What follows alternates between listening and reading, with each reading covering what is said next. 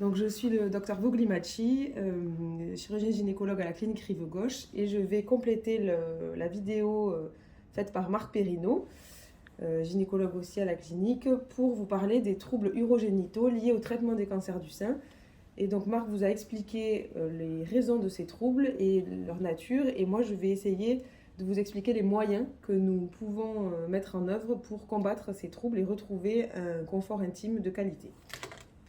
Donc tout d'abord, certaines mesures pourraient être proposées à toutes les femmes qui sont traitées pour un cancer du sein. Ces mesures, ce sont des mesures un petit peu de base qu'on devrait pouvoir proposer à chaque femme, quels que soient les moyens à disposition du centre. Donc on va commencer par ces moyens qui consistent en une hygiène de vie adaptée, des traitements locaux et une rééducation périnéale. Et puis ensuite, je vous présenterai les moyens que nous avons ici au centre de bien-être urinaire et génital. Donc pour commencer, des mesures toutes simples peuvent être prises pour essayer de diminuer ces effets liés au traitement des cancers du sein. Et donc ça va passer par une hygiène de vie adaptée avec une bonne hydratation, éviter le port de vêtements trop serrés, éviter des toilettes intimes excessives qui peuvent être des fois réalisées, notamment si on a des pertes un peu anormales. Au contraire, il faut éviter ce type de toilette qui va agresser la flore vaginale et éviter aussi le tabac qui abîme également la flore vaginale. Deuxième chose sur laquelle on pourra travailler facilement, quels que soient les moyens à disposition, encore une fois, c'est l'application de traitements locaux qui peuvent être faits à domicile par la patiente. Donc ces traitements, ils peuvent être de deux types, soit des traitements hydratants à base d'acide hyaluronique notamment, donc ça va être des ovules, des crèmes, des gels que la patiente peut appliquer elle-même 2 à 3 fois par semaine, généralement le soir pour éviter des pertes incommodantes la journée, ou alors des traitements à base de probiotiques pour essayer de restaurer une flore vaginale de qualité qui va améliorer là aussi le confort. Et là c'est pareil, ça se propose par voie locale, des ovules, des crèmes, des gels.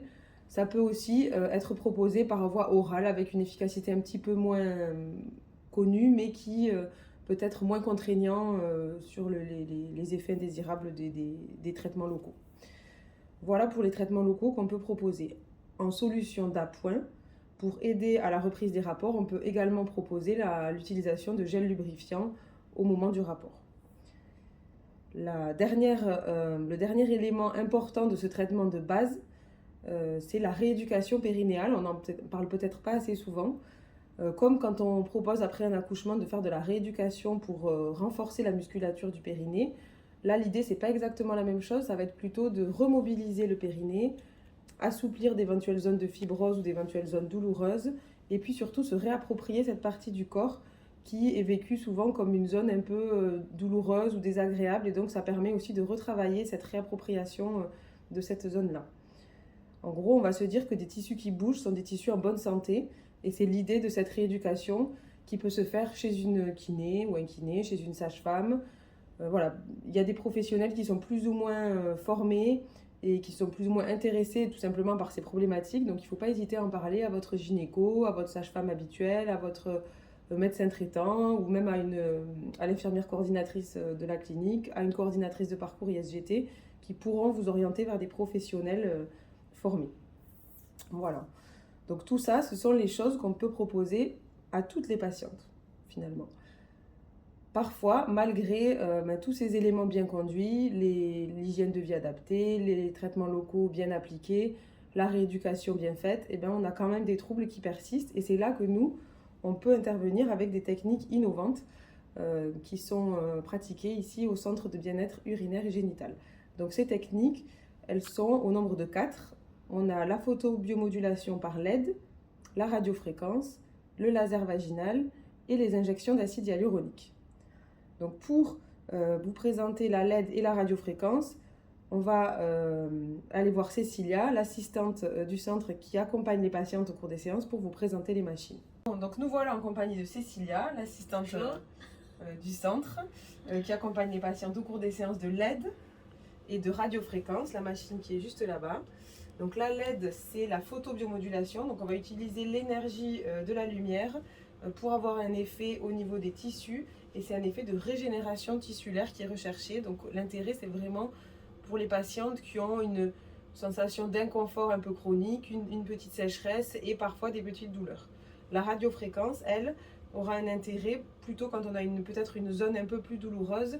Le mécanisme, c'est plus un côté de réactivation de processus de réparation tissulaire. Voilà. Cécilia va vous expliquer en pratique comment se passent ces séances.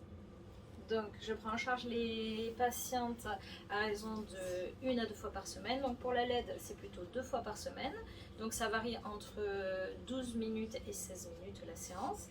Donc, où c'est que nous allons avoir une petite sonde comme ça, où je vais mettre un petit cache et la patiente est complètement autonome sur ce soin, elle se l'introduit. Et ensuite, nous avons des panneaux externes que nous allons positionner de part et d'autre de la patiente. Voilà. Et ensuite, la radiofréquence, c'est 1 fois par semaine. Et donc, ça se passe avec cette sonde-là, où je mets un préservatif. Là, pour ce soin, c'est moi qui le fais entièrement. Donc, je suis introduite dans le vagin de la patiente. Et donc, nous faisons la radiofréquence, c'est 20 minutes environ. Alors, n'hésitez pas à venir à la clinique le 18 octobre, donc mardi prochain, parce que ces techniques seront présentées et je vous ferai venir dans le bureau si vous souhaitez les voir de plus près et on vous expliquera en détail tout ça. Troisième technique qu'on peut utiliser, c'est le laser vaginal qui a un effet thermique et micro-abrasif sur la muqueuse vaginale et qui va permettre d'enclencher des phénomènes de réparation et de régénération tissulaire. Donc ça a un effet très intéressant, notamment sur la sécheresse vaginale. En général, on propose 3 séances qui sont espacées de 1 mois à chaque fois. Et puis, il faudra souvent renouveler ces séances de laser à peu près 1 fois par an. Et on sait qu'on a un effet bénéfique dès le 2e mois de traitement sur la sécheresse.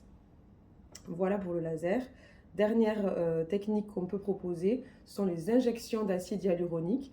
Ça, c'est un geste qui se fait sous anesthésie locale, en consultation, qui permet d'injecter donc de l'acide hyaluronique dans la muqueuse vaginale. Et ça permet de redonner de l'épaisseur, de la qualité au tissu de la muqueuse vaginale et de redonner du confort, de diminuer aussi la sécheresse. Toutes ces techniques donc, sont intéressantes les unes séparément les unes des autres, mais on peut aussi les utiliser de manière combinée et c'est là qu'on a généralement les meilleurs résultats. Donc le protocole de traitement entre guillemets est décidé lors d'une consultation vraiment individuelle et on adapte à chaque patiente le traitement, les techniques qu'on propose et on va réévaluer au fur et à mesure des séances l'efficacité de ces traitements pour adapter là encore en fonction de l'efficacité obtenue et donc souvent on fera appel à plusieurs de ces techniques. Et enfin, comme le disait Marc, c'est vrai qu'on ne peut pas différencier cet aspect physique et mécanique de l'aspect psychologique et donc souvent on propose un accompagnement psycho ou sexo en fonction des besoins de la patiente pour permettre une reprise de l'activité sexuelle et un confort intime retrouvé à l'issue de ces traitements. Voilà, donc n'hésitez pas, il faut bien se dire que la douleur, la sécheresse, l'inconfort, ce n'est pas une fatalité, on a des solutions et donc il faut en parler. Merci.